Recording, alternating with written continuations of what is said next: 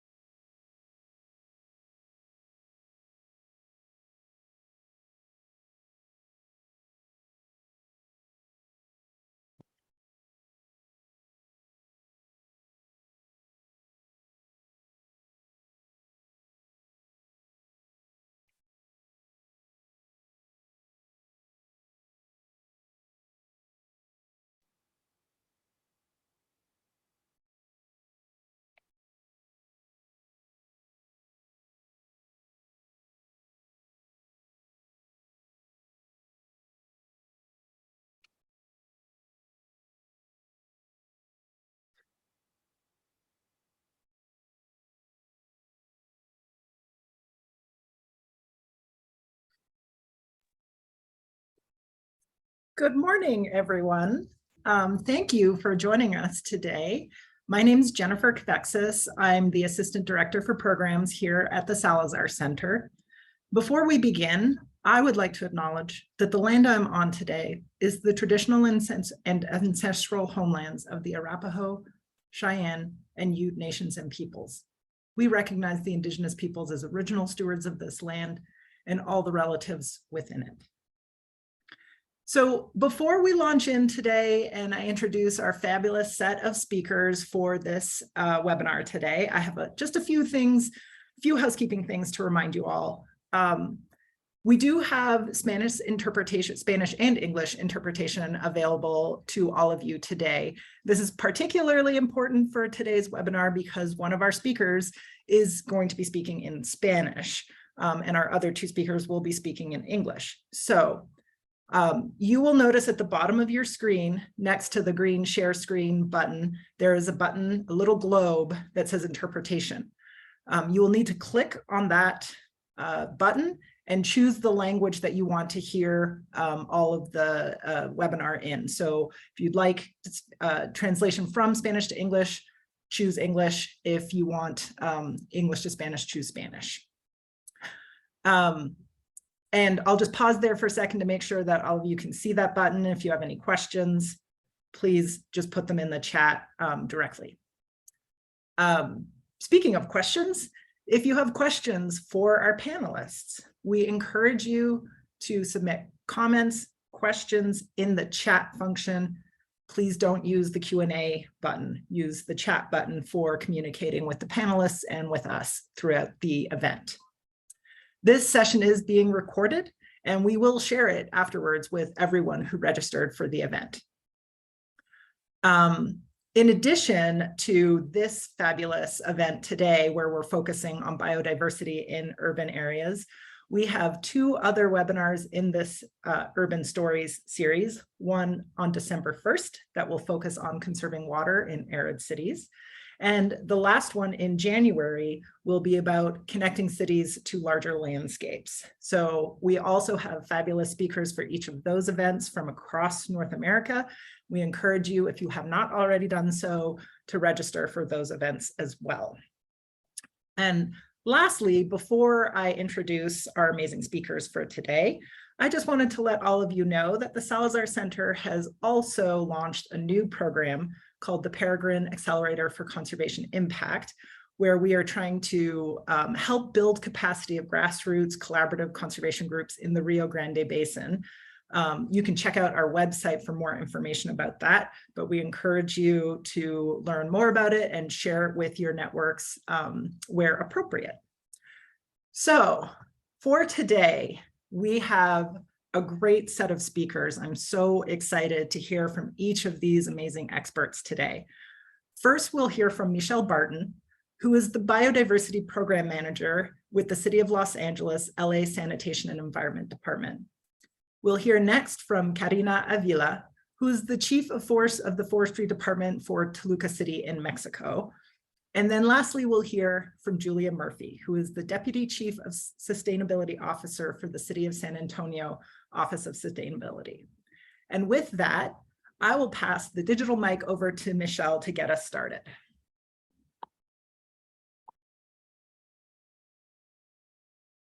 Michelle, you need to unmute. All right, good morning or good afternoon, depending on where you are. Thank you so much for having me for today's webinar. As Jen said, I'm Michelle Barton, and I'm the Program Manager for the City of Los Angeles Biodiversity Program. So today I'm going to tell you a little bit about the work we're doing here in Los Angeles to protect our amazing biodiversity. So first, I just want to start by noting that here in the City of Los Angeles, we are located in what's called the California Floristic Province. And it's the green area shown here on the map, and LA is right near the red arrow. And this area is super special because it means we're part of just one of 36 global biodiversity hotspots. And in the City of Los Angeles, we define biodiversity as the plants, animals, and ecosystems that enrich and sustain our amazing city. And in LA, that really is a lot of species.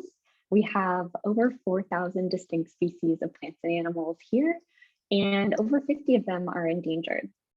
We also have a huge number of endemic species, which are species that are unique to this area and not found anywhere else in the world. So the City of LA's interest in biodiversity and the commitment to protect it really started in 2017 when our City Council adopted a biodiversity motion. And amongst other things, this motion directed my department, LA Sanitation and Environment, or LASAN for short, to lead citywide biodiversity efforts. And we were tasked with figuring out ways to incorporate biodiversity considerations and elements into projects and plans. And we were also asked to create a special tool or biodiversity index to track progress on the work we're doing in the City of Los Angeles to protect biodiversity. So with the mandate to take action to protect biodiversity, we created the city's biodiversity program in 2017. And ever since, we've been working really hard with a variety of partners to protect and enhance biodiversity here in LA. So when we set out to create this customized biodiversity index, one of the first things we wanted to do was build up a group of experts and a group of stakeholders to make sure that we had the buy-in from the scientific community and Angelenos at large. So in addition to creating an internal team here at LASAN, we created 3 other groups. The first was an interdepartmental team, and this has staff working on biodiversity related issues from 15 different departments all across the city. The second is a biodiversity expert council, and that at this point has grown to be roughly 60 experts from leading universities like UCLA to regulatory agencies like California Department of Fish and Wildlife and researchers from leading nonprofits and environmental groups in the LA region. We do also have a stakeholder group to keep the general public informed of what we're doing and invite them to participate in events and different happenings. So to really dive into our index, we invited our expert council to participate in a 2-day workshop to measure an existing index. the Singapore Index of Cities Biodiversity. And this process was a really great way for us to get started and really dive into engaging with biodiversity. And our Biodiversity Expert Council actually really liked a lot of what was in the Singapore Index. So we retained or modified a number of metrics from it. But our final index, which we call the LA City Biodiversity Index, is really special, and it's tailored to the conditions we have here in LA. It's structured in a hierarchical way, and it has three major overarching themes. So they're shown here, and they are native species protection and enhancement, social equity considerations, and governance and management of biodiversity. These three themes are then broken into 8 different indicators and 25 individual metrics that we can measure over time to show progress. So this slide has images that depict the 8 indicators. And as you can see, they really cover a variety of topics. So you have some kind of classic indicators that look at things like habitat quality, but then others that look at access to biodiversity, education, and of course, governance and management. But we really believe that collectively these 8 indicators, and the 25 metrics they include provide a great snapshot of what's going on with biodiversity here in LA. I'm really happy to share that earlier this year, we published the LA Biodiversity Index baseline report. And this report actually showcases the first ever assessment of our customized biodiversity index. And I'll share a few high-level takeaways with you today, but I do encourage you to check out the full report. It's available on our website, which is shown here, lacitysan.org/biodiversity. So the benchmark assessment of our LA City Biodiversity Index yielded us an overall score of 37 out of 110 possible points and an average metric score of 1.7 out of 5 points. So, these are definitely not very impressive scores. And we have been really branding these as a way to encourage people to take action and get involved in their day-to-day lives and their jobs to protect and enhance biodiversity.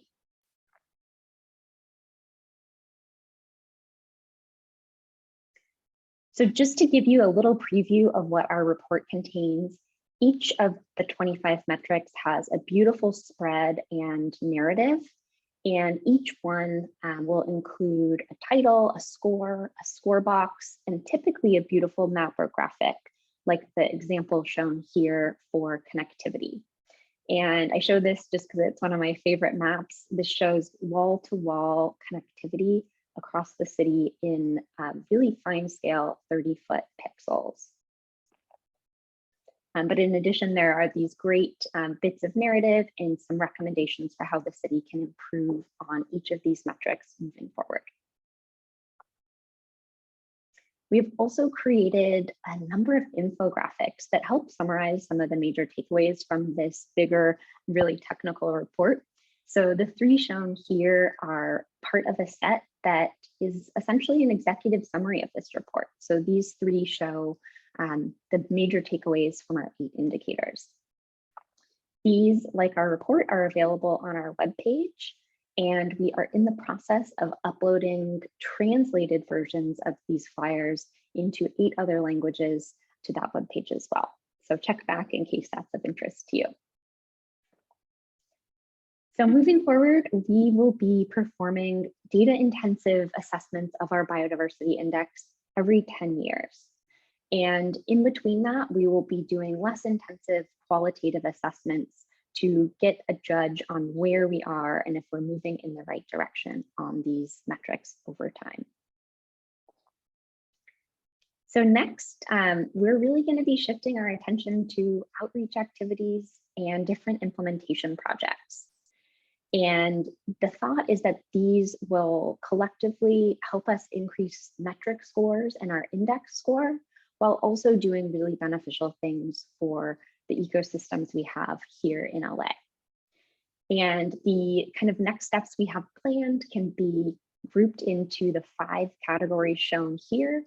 And I don't have all that much time today, but I wanted to leave this up here to kind of give you an idea of where we're going next with some of our work. And hopefully I can tell you a little bit more about that in the discussion later. But with that, thanks for your time and attention.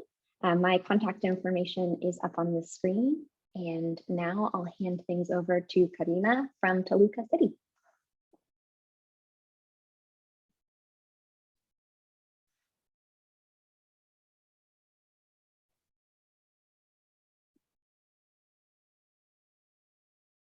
Muchas gracias, Michelle. Sí, ya estoy compartiendo pantalla. Pues este es el índice de biodiversidad urbana del que voy a hablar por parte del municipio de Toluca. Antes que nada, gracias por la invitación. Un saludo del alcalde de Toluca, el doctor Raimundo Martínez, y del director general de Medio Ambiente, Jaime López, que están al tanto de esta sesión. Bueno, el índice de Singapur también lo hemos desarrollado en la ciudad de Toluca y ha sido un punto de inicio en la discusión sobre el tema de biodiversidad urbana. Para nosotros ha sido una herramienta muy práctica, de fácil comunicación y que ha hecho que podamos focalizar la atención en áreas de atención prioritaria y también implementar acciones de arranque rápido, en particular sobre conectividad. Voy a avanzar en la presentación. Bueno, recordar que México es un país megadiverso, 10% de las especies conocidas están en nuestro territorio y más de la mitad de ellas forman parte de nuestro endemismo, es decir, que solamente se ubican aquí, por lo cual pues tenemos un alto compromiso en su conservación. Toluca hace parte de esta realidad. Aquí he querido representar un poco una celebración muy reciente que es el Día de Muertos, que sabemos que de la mano de la diversidad biológica pues está la diversidad cultural. En México tenemos más de 200 lenguas vivas y esto representa muchas formas diferentes de relacionarse con la naturaleza, de comprender la naturaleza y pues tenemos que ser conscientes de esta realidad también. Toluca desarrolló el índice de Singapur como una herramienta práctica de comunicación. Consideramos que es un instrumento de inicio de la discusión bastante completo. Son 28 indicadores distribuidos en 3 componentes. El primero nos habla de la diversidad nativa en la ciudad. Focalizamos sobre el tema de fragmentación que comúnmente en las ciudades pues es un disturbio a la naturaleza. Pero también hablamos de los grupos principales, de los grupos que sabemos que en las ciudades comúnmente están documentados, como las aves, las plantas vasculares, los reptiles. Luego está todo este componente de servicios ecosistémicos que nos hablan de los servicios de provisión de estos beneficios de la naturaleza, como la regulación de agua, la regulación climática, la provisión de alimentos, y nos ha llamado mucho la atención el componente de gobernanza, porque vemos que es muy robusto y nos habla de este compromiso institucional que hay en las ciudades por preservar la naturaleza. Entonces desarrollamos en el año 2019 por primera vez esta herramienta y nuestra intención es mantener actualizado este instrumento con la finalidad de medir nuestros avances en los esfuerzos de la conservación. Nuestro puntaje más o menos de un máximo de 112 puntos, nuestro puntaje es quizá de 50 puntos al día de hoy. Y bueno, pues es una manera de implementar monitoreo y evaluación. El contexto de la ciudad, pues Toluca es centro de la 5ª zona metropolitana más grande de México. Somos más de 1 millón de habitantes con un alto índice de urbanización del 77%.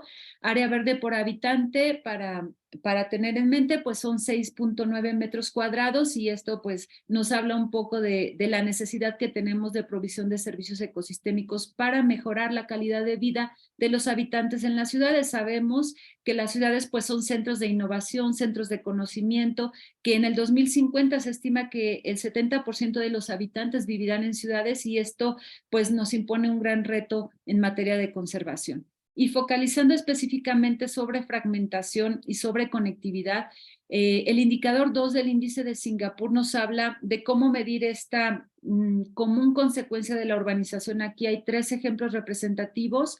Tenemos por un lado la fragmentación de un río que nace en las zonas forestales, en las partes más altas de Toluca, y aquí pues ya hay un puente que está, digamos, fracturando esta conectividad que anteriormente había. En el centro tenemos un parque urbano que hoy día es un área protegida que ya está prácticamente inmerso en el uso de suelo urbano, y en la zona periférica pues también esta es un área protegida que ya está prácticamente conectada por el continuo urbano. Entonces este es un gran reto para nosotros que justo el índice de Singapur nos permitió visualizar. Aquí podemos ver que en un inicio nuestro universo de 384 especies, espacios verdes,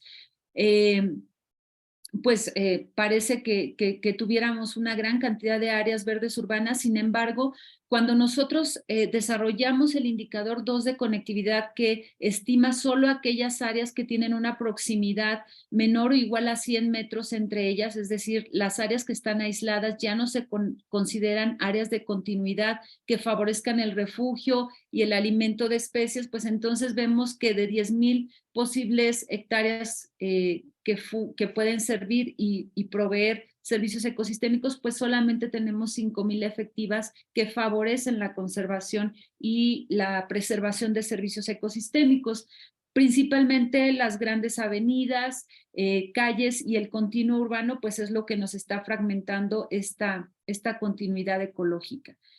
Para ello, pues hemos implementado acciones de arranque rápido para cada uno de los indicadores, pero en particular para conectividad hemos desarrollado 3, que es el de jardines polinizadores. Hemos implementado ya un componente específico para favorecer la ruta de la mariposa monarca, y hablaré al final de los créditos de carbono como un componente adicional para favorecer la conectividad ecológica. En el caso de los jardines polinizadores, pues este es un programa que funciona a partir de una invitación a la ciudadanía a participar. Es una convocatoria pública donde quienes estén interesados en sus jardines, en sus escuelas, en los espacios que tengan disponibles, puedan establecer y cuidar su propio jardín. La parte institucional es con la donación de planta. Tenemos más de 12 diferentes especies que donamos para el establecimiento de estos jardines y se integran en un grupo de WhatsApp. Se les invita también a reportar sus observaciones en la plataforma de Naturalista, y esto nos ayuda un poco a observar la evolución en la existencia de especies, en cómo se está comportando el establecimiento de estos sitios, y como se puede observar aquí, pues estamos procurando que la implementación de estos jardines sean los que puedan darle continuidad ecológica a las áreas que están fragmentadas hasta ahora.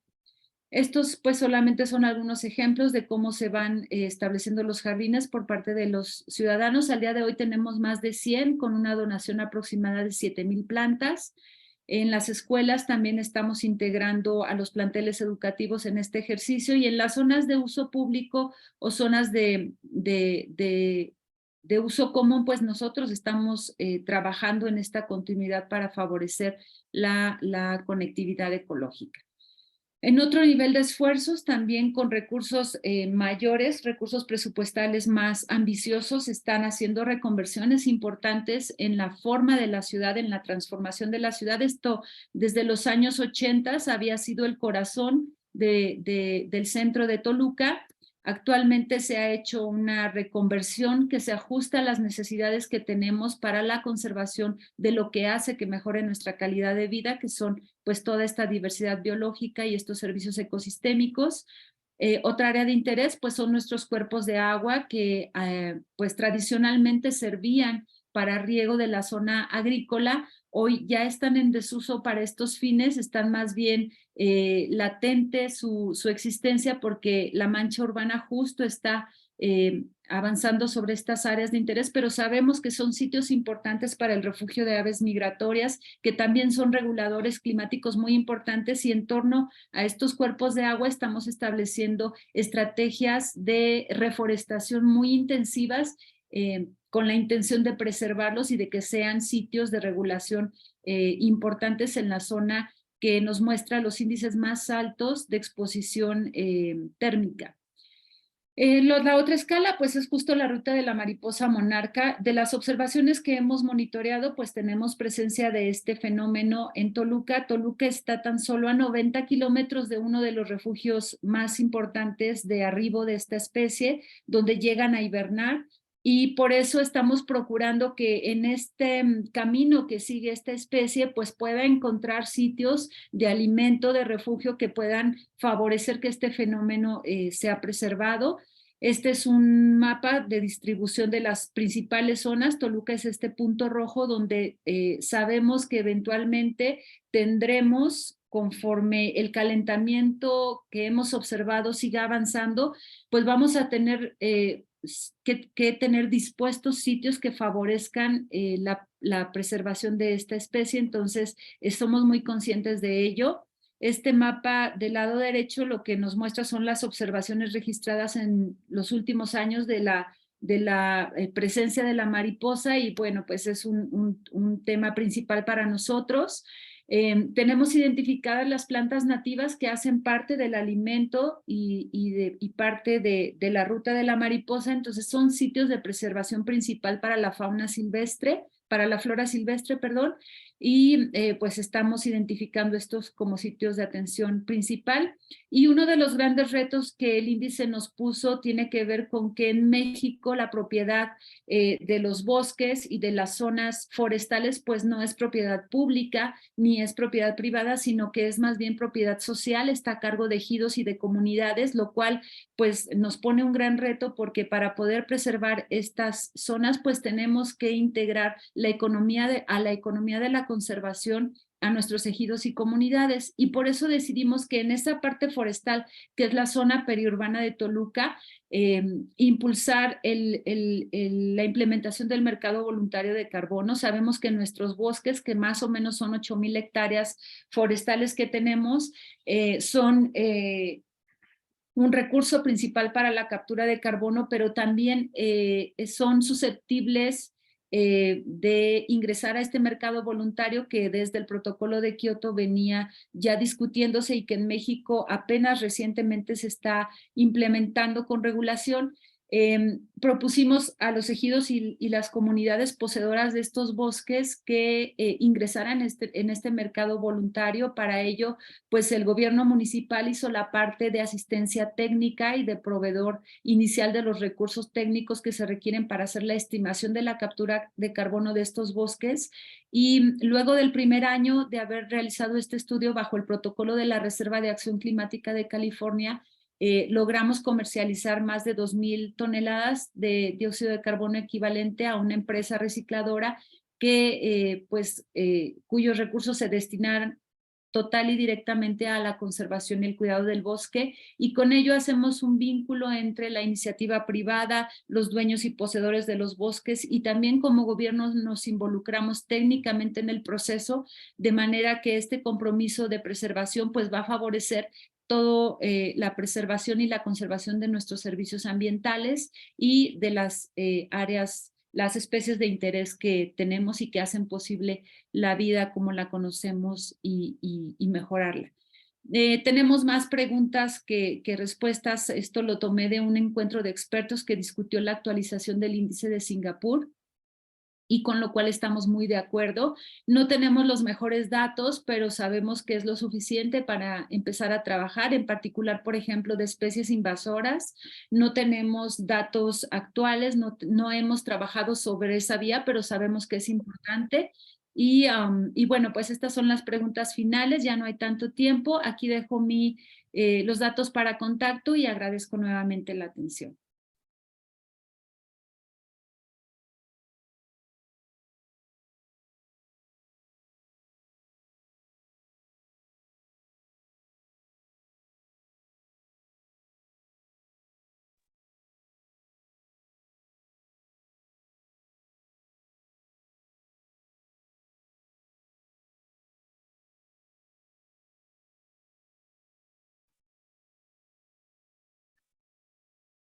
Hi, everyone. Can you see my screen okay? Yes. Great. I'm next on the queue, and my name is Julia Murphy. I'm the Deputy Chief Sustainability Officer for the City of San Antonio. And I think you're going to see that our three cities have a lot in common, actually. I also am featuring the monarch butterfly in my presentation. This is actually the state insect of Texas, and you will see why in a little bit.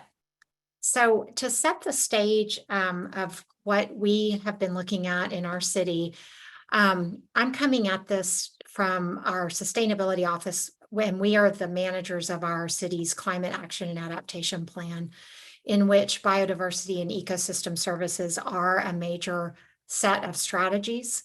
And I will say that in our city structure, we do not have a specific department that is focused specifically on biodiversity and ecosystem services, unfortunately, but it's rather a cobbled together effort across the organization.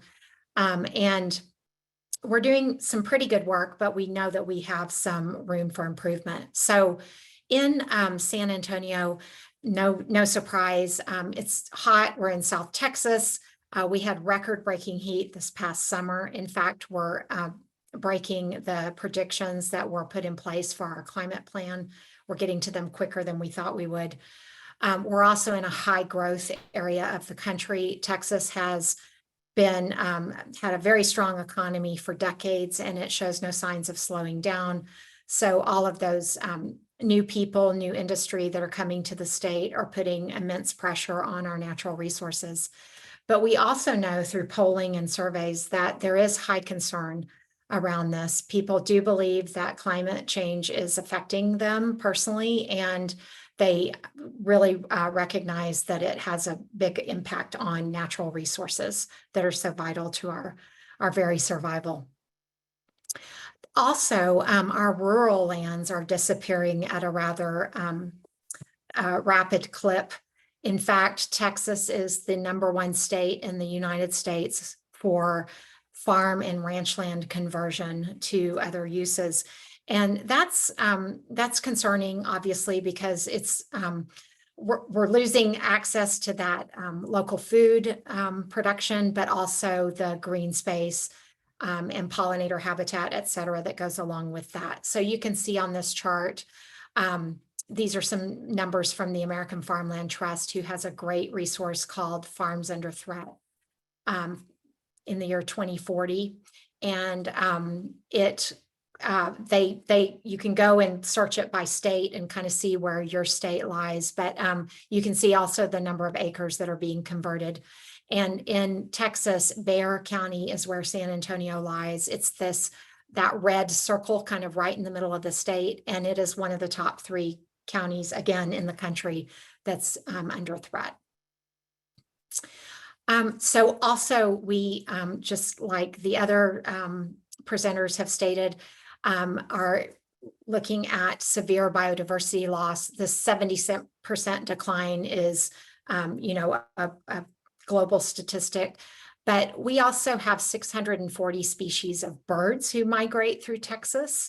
And on the conservation list of greatest need in Texas, there are fully 1,300 species. Here's another iconic Texas species called the Texas horned lizard. It's actually an ambassador species. People love this little critter.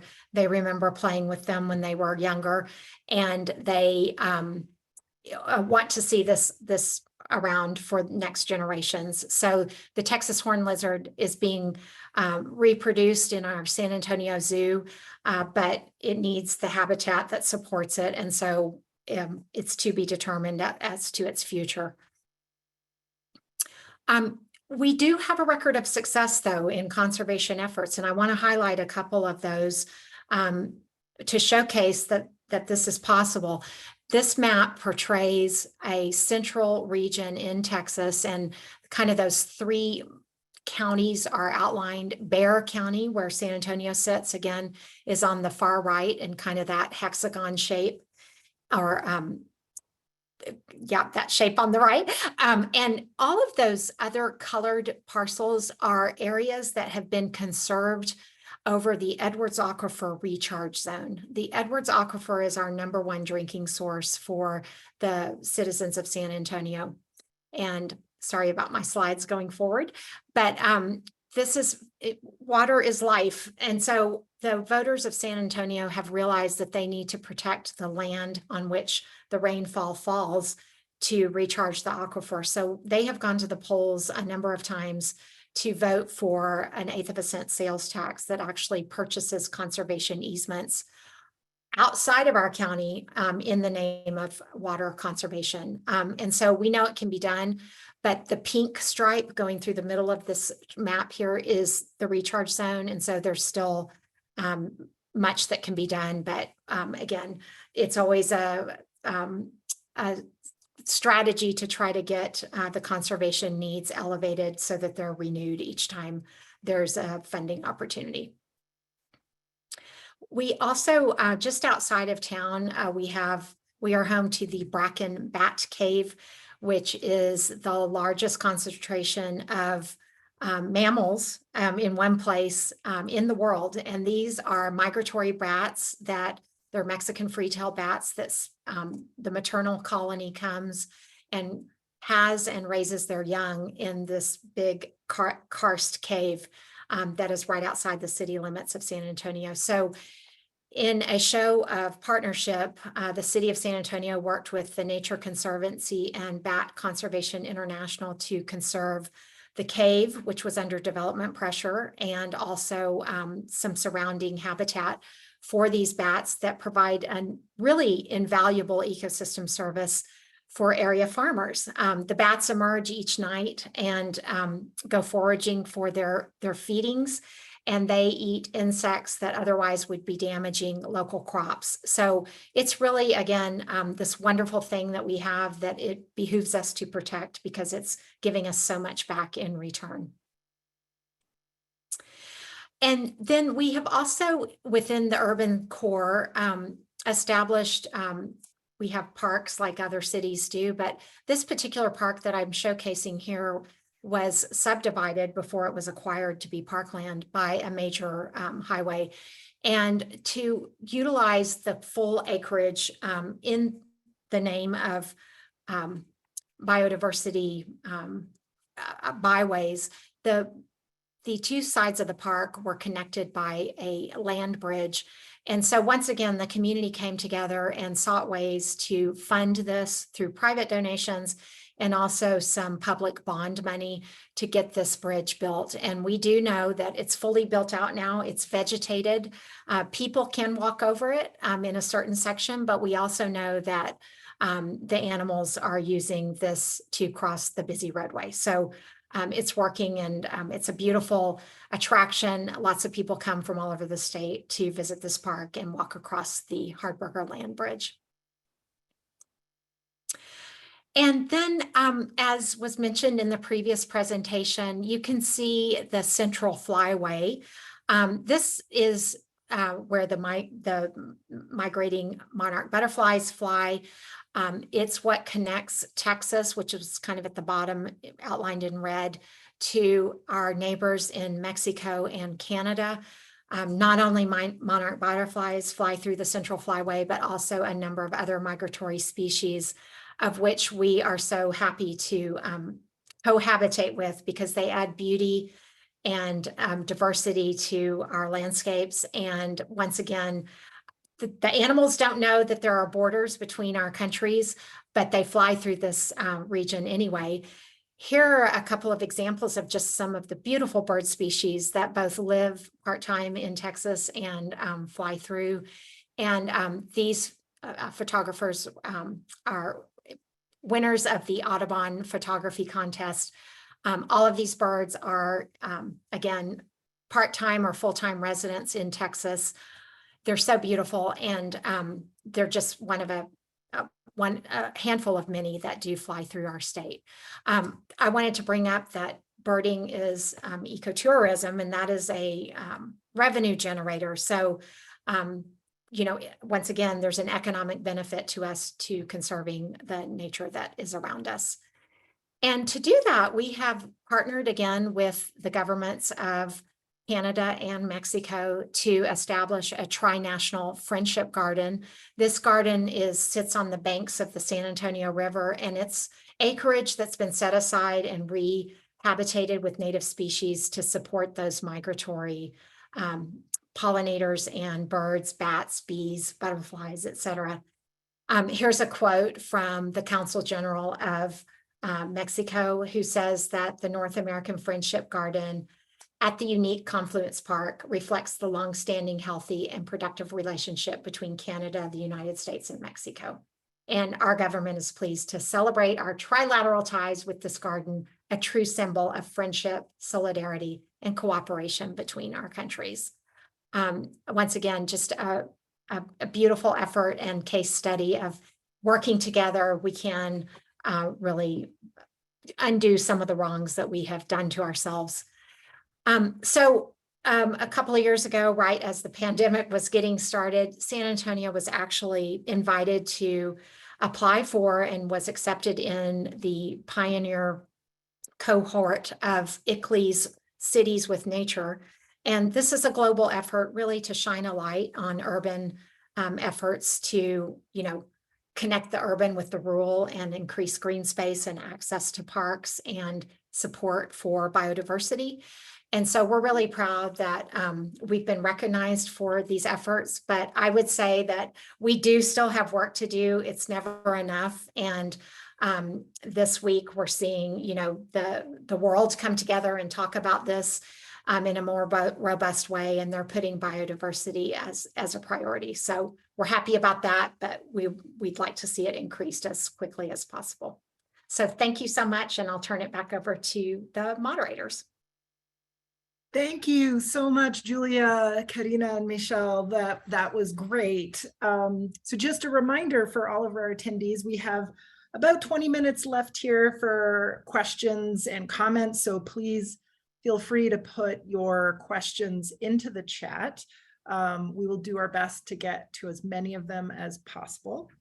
But I'd like to start off for our panelists today, just touching back on something that Julia, you almost closed with in your presentation. But when we think of cities, we think of built infrastructure and hardscapes, and we think of, often people think of nature as something that happens outside of the city limits. So each of you talked a little bit about what your cities are doing to change that, but I wonder if maybe each of you could reflect a bit on or elaborate on what, from your agency's perspective, you see as the benefits of increasing and protecting biodiversity within your cities. And maybe I'll start from the beginning and ask Michelle for you to start off. Sure, I'm happy to do that, Jen. So I think just to provide some context, for decades, cities have really been seen as void of nature and void of biodiversity. When you look at certain big maps or research projects from 10 years ago, cities will be grayed out, where they just aren't even considered as part of the answer or the solution to thinking about biodiversity. And I think recently there's been a big shift in thinking about cities as places that can and do support urban nature. And so we at the City of LA are really working to turn these areas that have been gray on connectivity maps or other kind of biodiversity resource maps into areas that have a lot of data points, have success stories, and kind of work with our partners and work with other members of the public to steward these spaces and show that humans and wildlife can coexist in cities in ways that help us enhance connectivity. So if we do see that we have natural areas around cities, here in LA, we have Griffith Park in the Santa Monica Mountains that run right through the city. And then we're surrounded by other mountain ranges with the San Gabriels and others. So if we can really create connections for wildlife to find pockets of habitat and then traverse between these bigger natural areas, that's a huge success story. And as urban areas like LA continue to grow and sprawl, I think we need more of that sort of integrated thinking and focus on coexistence of humans and wildlife, particularly in our urban areas. Karina, do you have anything that you want to add to that?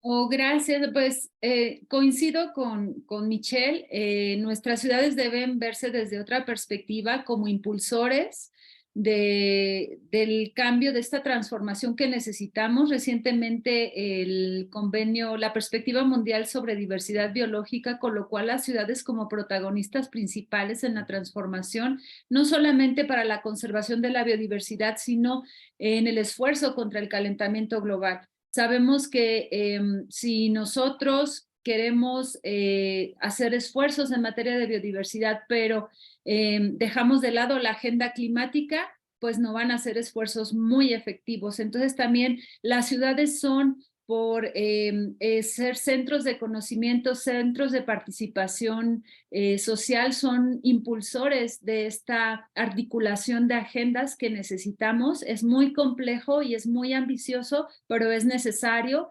Y ahora hoy escuchaba a propósito de la COP27 la perspectiva de migración climática. No solamente advertimos, como ya se había dicho en las cumbres de hábitat, que el 70% de la población mundial va a habitar en ciudades para el 2050, sino que la migración climática va a acelerar este proceso.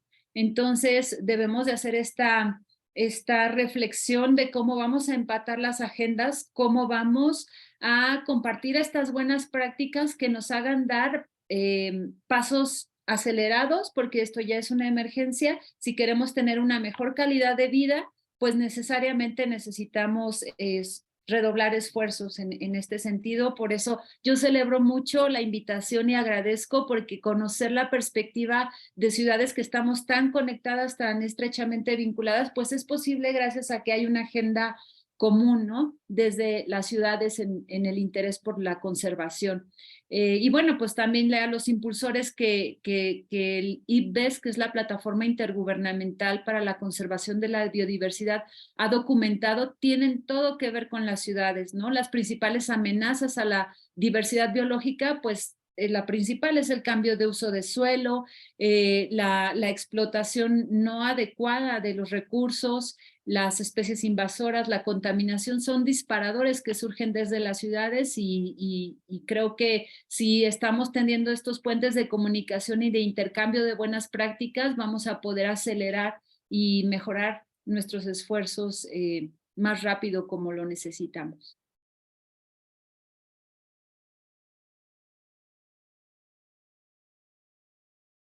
Great. And Julia, you touched on one of the benefits. You touched a little bit on the economic benefits that San Antonio sees from protecting biodiversity, but are there any other additional benefits that you see?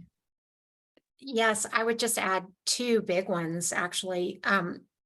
One is just, again, natural resource conservation that we depend on. So when we're protecting biodiversity, we're also protecting our water resources, our soil, and our air quality as well. So those things are intrinsic to our survival. And then leading to, from that is the impact on public health, because what's good for the critters and the plants is also good for us. And so it behooves us again to both mentally and physically improve ourselves by our connections with nature. So that's what I would add as well. Yeah, and it's so true. I mean, I'm really lucky in the city that we live in Fort Collins, that we have a lot of access to natural areas in our city, and it makes a huge difference for like stress relief and just feeling better, being able to access those spaces in large or small ways. I'm going to turn to some of the questions in the chat from the audience. We have a question in there from one of our attendees about community outreach, and each of you, in different ways touched on some outreach that you've done in your cities, but the question is, are there any community outreach or educational programs that you've implemented that have been particularly successful? And I might just add to that question, maybe talk a little bit about some of the challenges that you might have had in reaching some of your communities and getting them on board with protecting biodiversities in your cities. So maybe I'll start with Michelle again. Sure, happy to take that one. So one of the programs that I get the most excited about here in LA is what we call our LA BioBlitz Challenge. And we just wrapped up our second annual one, but essentially we spent the entire month of September engaging with the public and trying to get them to participate in a community science platform called iNaturalist. And we encourage people to get out and not only take pictures of the wildlife they saw in their neighborhoods or in natural areas, but to specifically do two things. One, help us take pictures of certain species we're tracking called indicator species. We have 37 of these charismatic umbrella species that we're really using to try to track and understand what's happening with biodiversity here because of their particular habitat requirements. So that includes things like the mountain lion, mule deer, acorn woodpecker, some really fun species for people to kind of spend a treasure hunt or take a treasure hunt type approach and look for. But beyond that, we also were trying to have people kind of think through ways they could make observations in areas of the city that don't really have any biodiversity data. So we were encouraging people to think really creatively and say, hey, if you're in an area that is pretty paved over, there are still going to be weeds, there are still going to be insects, like look for those things, take pictures of that, and just start to recognize and appreciate that there's biodiversity all around you, everywhere across the city.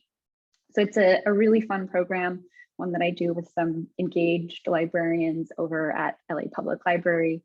But it's been so much fun and something can't wait to bring back again next year. And maybe to switch up the order, Julia, what about outreach programs that San Antonio's running? Sure. Well, related to our overall climate engagement, we have just launched a campaign called Who Cares? It's meant to be a bit provocative and get people to say, well, I do. And so that's around overall like climate initiatives, but this effort is certainly within that. I would also say that a few years ago, San Antonio became a monarch champion city by the National Wildlife Federation. And that effort spurred a group of partners who were independently working on natural resource and biodiversity conservation to come together and form their own collaborative called the Alamo Area Monarch Collaborative. And working together, they have achieved such great goals around outreach and education, especially, but also habitat restoration and the things that the National Wildlife Federation seeks to enhance through its designation as a monarch city. So I would say that, you know, again, kind of leveraging those voices that are already out in the community has been, for us in a big urban city, getting the most bang for the buck. To, you know, lots of mouthpieces help amplify the effort for sure.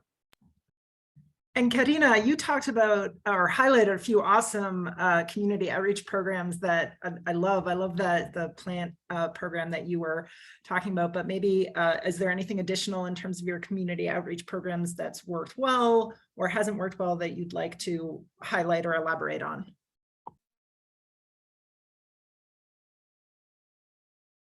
Bueno, quizá hablar un poco del tema de los créditos de carbono, que sí lo veo como un punto focal para hacer la sinergia entre las agendas climática y de biodiversidad, y a la par de que nos permita afrontar el reto de que a lo mejor en otros lugares no hay, que es la propiedad de los pueblos originarios, cómo hacen un manejo, tienen una comprensión de la biodiversidad muy específica, y hacer esta alianza entre el flujo financiero, la conservación por parte de los dueños y la observación o el acompañamiento desde el gobierno local, pues es un reto porque son ejercicios que requieren una comunicación muy estrecha, muy permanente, y son esquemas innovadores que para nosotros son nuevos. En el caso de Toluca, pues es un mercado aún voluntario, no es un mercado todavía regulado, pero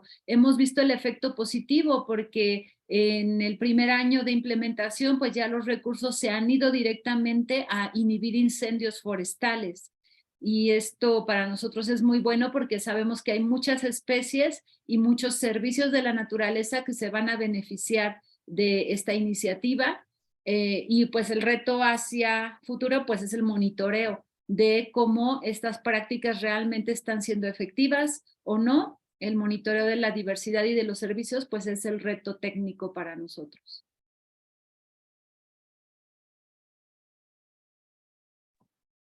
Yeah, I'm fascinated by the fact that Toluca has already moved forward with a voluntary, like in an urban kind of frame, a voluntary carbon market. That's great. That's, not something we see in too many of our cities so far in North America, at least that I know of. So that's really interesting. I'm glad you shared that. So we also have another question from the chat from one of the attendees. It's sort of, it's in the same vein of community, but touches on aspects of equity and inclusiveness. So what, you've all talked about like how you bring communities or stakeholders into the conversation and the planning, but how do you plan and make sure that as you're increasing or protecting biodiversity in your communities, that the benefits of that are distributed in an equitable way for all communities of any income or race or backgrounds within your city limits?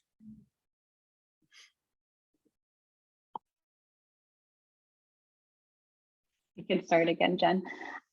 So in our biodiversity index, one of the metrics we've assessed is access to nature. And that's really a way of looking at this equity question to see what percentage of Angelenos are close to nature or open space or parks. And right now it's about 56% of Angelenos that are within a half mile, so a short walk of a park or open space. So this is definitely an area we are looking to work on and improve. So I've been partnering with our Recreation and Parks Department, and we're doing some analysis to figure out where we can locate new parks or acquire lands that can be converted to parklands specifically to address these equity issues. And I'll just note that equity and access to nature is a big issue here. Our mayor has signed on to the 10-minute walk pledge, which is similar to what I was just talking about, encouraging all people to be within a 10-minute walk of a park. And he's also issued an executive directive on achieving park equity. So things are moving in the right direction and we're working on it, but we still have quite a way to go. And we just have about 5 minutes left. So Karina and then Julia, if you have anything you want to add to that piece of equity, and then we'll try and squeeze in one more question from our audience. So Karina, is there anything on the equity front that you want to add?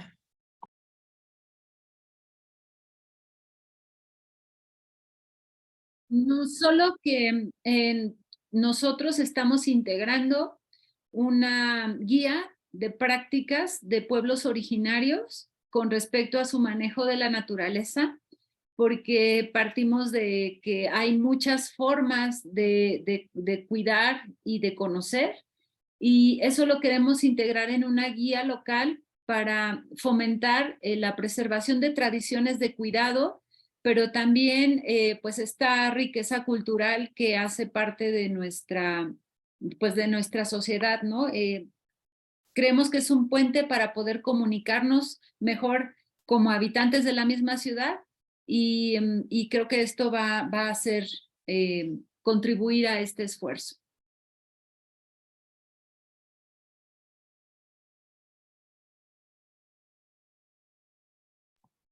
And Jen, I'll just add, it is a priority of San Antonio, utilizing all the tools that Karina and Michelle utilized. Park Score is another one that we look at. And then we have an equity tool that we run a lot of our initiatives through to make sure that they are meeting the goals of communities that have been disinvested in, over time. And we need to, give even more to get them in line with other parts of our city. So it's definitely something that's running throughout all city initiatives. Equity is major. So we just have a few minutes left here. And so I just wanted to remind everyone who's in our audience, there are a few questions that are specific for individual speakers, and we've put their contact information into the chat. So if you have specific questions that you want to follow up with them, please I'm going to throw this out there for all of you, but feel free to reach out to them directly. There's a couple folks who are interested in connecting with your program. So hopefully, you know, there's some further conversation that can be had there. But I'll just leave it, maybe ask each of you, as you know, as we're wrapping up to close out, if you could just talk about, you know, your favorite part of your programs, what makes you optimistic. Building biodiversity in cities is hard. So what keeps you going in the face of all that hardscape to keep doing this work? And Karina, maybe I'll start with you.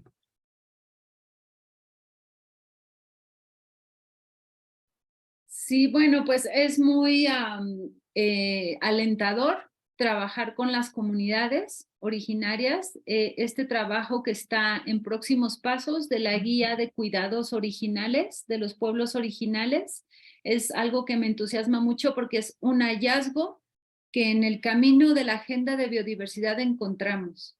Cuando empezamos a monitorear las especies que tenemos y cómo está la ciudadanía involucrada, vemos que hay muchos cuidados diversos y queremos integrar todos en una sola comprensión de lo que es bueno para todos. Y pues muy entusiasmada, y creo que también la agenda de género es una agenda pendiente de integrar en este esfuerzo, y pues en ese camino estamos. Muchas gracias, Jen. Thank you, Karina. Julia, maybe if you want to wrap up with some of your thoughts, and then Michelle.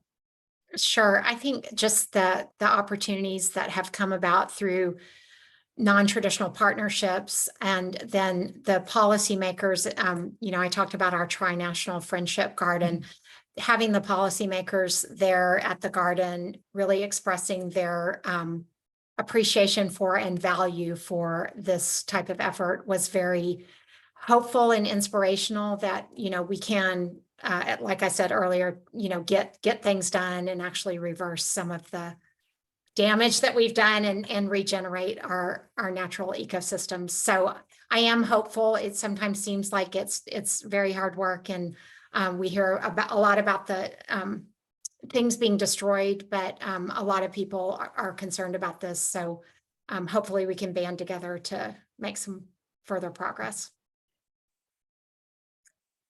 And Michelle. Julia, I think that was beautifully said. I think I very much agree. And working on biodiversity issues and thinking about potential biodiversity collapse can be a super scary thing. But I think that what we've witnessed here in LA with our volunteer expert council that has volunteered their time, data, and expertise to contribute to the work we're doing at the city has been really inspirational and shows just how many people care about these issues, that we have people that are willing to be so engaged. And beyond that too, I think we're seeing the same thing happen across communities where biodiversity is coming up at neighborhood council meetings, in school groups, all over the place. So it's definitely an issue that is becoming more well-known and well appreciated. And I think that's, you know, the best we can hope for as we look to build a broader base of stewards to care for biodiversity in cities and outside of them. Well, thank you so much to each of you. That was fantastic conversation and dialogue. I so appreciate your time, and I appreciate all the time of our fantastic attendees. I'm sorry we couldn't get to everyone's questions. We will share the questions with the speakers, and I do encourage you to reach out if you have further questions that you'd like to talk with them about. So with that, I'll just say thank you, goodbye, have a great day, and please sign up for the other webinars in our Urban Stories series. Thank you.